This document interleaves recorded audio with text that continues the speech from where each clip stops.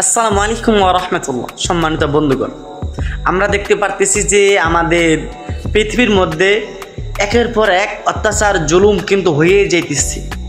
যারা দুর্বল, যারা নির্ভীক, যারা অত্যাচারীদের বিরুদ্ধে রুখতে পারে না, ঠিক তাদেরই উপরে জুলুম, অত্যাচার, নির্যাতন হইতেই আছে।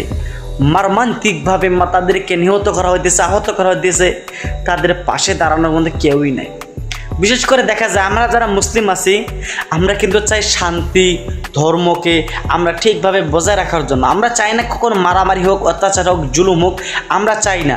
কিন্তু বর্তমানে এমন কিছু মানুষ আছে যারা আমরা চুপ করে আছি, আমরা একটু শান্তি চাই, তারা ভাবতেছে যে আমরা নাকি তাদেরকে থেকে ভয় পাই।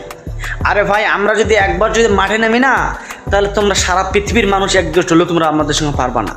কারণ আমরা অত্যাচার জুলুম সহ্য করতে করতে যখন আমরা সহ্য করতে পারবো না, তখন আমাদের প্রতিপালকের কাছে আমরা সাহায্য চাইব। তারপর তোমাদের মতো আমরা মানুষ মারে হাত লাল করব না।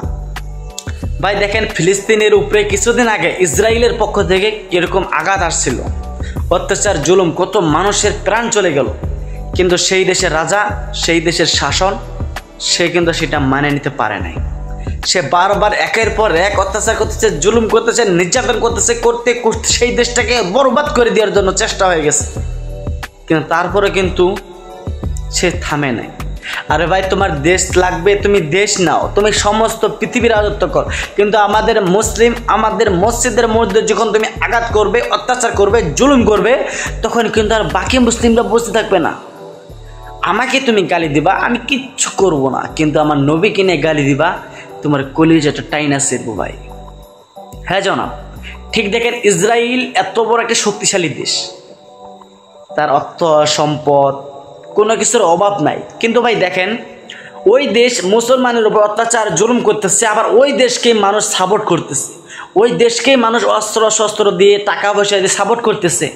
কিন্তু আমরা মুসলমানদের পাশে কেউই নেই, আমাদের কাউকে দরকার নেই। আমাদের পাশে একমাত্র আল্লাহ পাক রব্বুল আলামিন যদি থাকে, তাতেই আমাদের যথেষ্ট এনাফ। সেই জন্য আল্লাহ পাক ইরানকে একটা হাতিয়ার হিসেবে পাঠাইছে আল্লাহ পাক, যে মুসলিম কান্ট্রি হিসাবে যারা মুসলমানের অত্যাচার জুলুম করতেছে, এই ইরান তাদের উপরে প্রতিশোধ নেবে ইনশাআল্লাহ। আল্লাহ, তুমি ইরানকে এত বড় পাওয়ার দাও, যাতে করে দ্বিতীয়ত কোনো মানুষ, কোনো দেশ যেন মুসলিমদের ওপর, নবীর ওপর, মসজিদ মাদ্রাসার ওপর আক্রমণ আনতে না পারে। তোমার কাছে এইটাই দোয়া করি, আল্লাহ তুমি প্লিজ আমাদের দোয়াটুকু কবুল করে নাও। সকল মানুষকে শান্তিভাবে তুমি বেঁচে থাকার তৌফিক এনায়েত করো। আমিন।